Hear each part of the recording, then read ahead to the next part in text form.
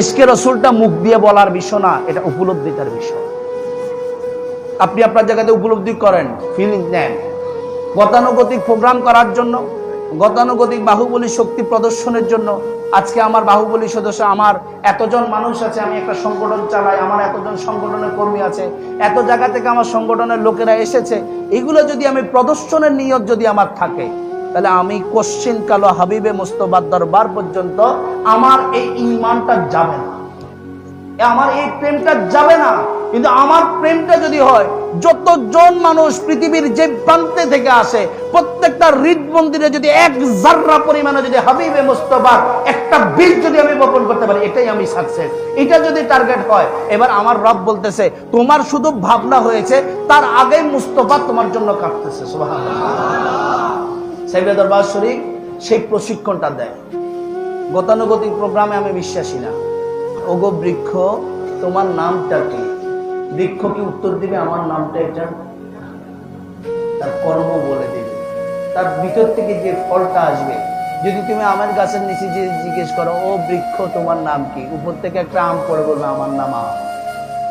আমার নাম কি? আম গাছ। গাছ তো সবই সব একরকম, দেখতে একরকম না, কিন্তু ফলে পরিচয়। বান্দা কাজ করতে থাকে, আমরা কাজ করতে থাকি। কে প্রশ্ন, সকল প্রশ্ন কাজের মধ্যে উত্তর হয়ে যাবে। এক্সট্রা করে উত্তর দিয়ে সময় নষ্ট করার দরকার আছে? বলে না আছে? আমি ব্যক্তিগতভাবে মনে করি না। যদি কারো মনে হয় যে প্রশ্ন করার দরকার আছে, প্রশ্ন আসবে, উত্তর দিতে হবে, আমি মনে করি না এটা সময় নষ্ট। সুতরাং সময় নষ্ট না করে কাজ করবো। রাজি আছি ইনশাআল্লাহ?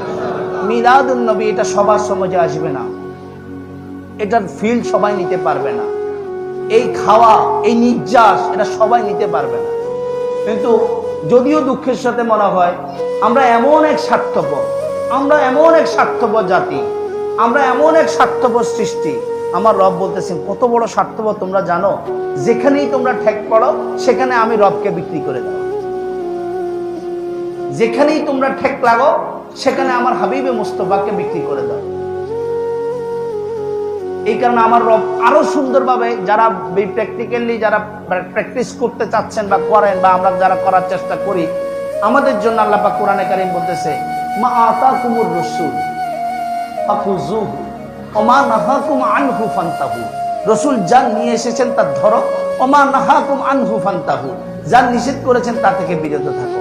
কারণ আমার স্বার্থে, আমার ব্যক্তিগত স্বার্থে, আমার সাংগঠনিক স্বার্থে, আমার কর্মের স্বার্থে, আমার দুনিয়াতে টিকে থাকার স্বার্থে আমি কিন্তু সেটাই ব্যবহার করছি। আল্লাহ রসুল যা নিয়ে এসেছে, কিতাবুল্লাহ দলিল দিচ্ছি, অসুন্নতুর রসুলের দলিল দিচ্ছি।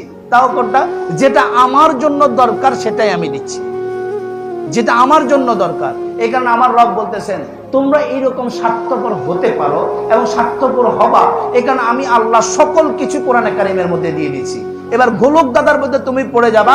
এই পড়ে যায় যদি তুমি আল্লাহকে সত্যিকারে, যে বাই জিস্ট আমার আল্লাহ আমাকে হেল্প করবে, আমার আল্লাহ আমাকে তাকাত দিবে, আমার আল্লাহ আমাকে নসরত দিবে, আমার আল্লাহ আমাকে মদত করবে, আমার আল্লাহ আমাকে খাওয়াবে, আমার আল্লাহ আমাকে রিজিক দিবে, এই ধ্যান ধারণা পুরা তাওয়াক্কুল আলাল্লাহ যখন তুমি করবা, তখন মনে করবা এই কোরআন তোমাকে ইয়াহদি, তখন সেই তোমাকে হেদায়েত দান করবে। সুবহানাল্লাহ।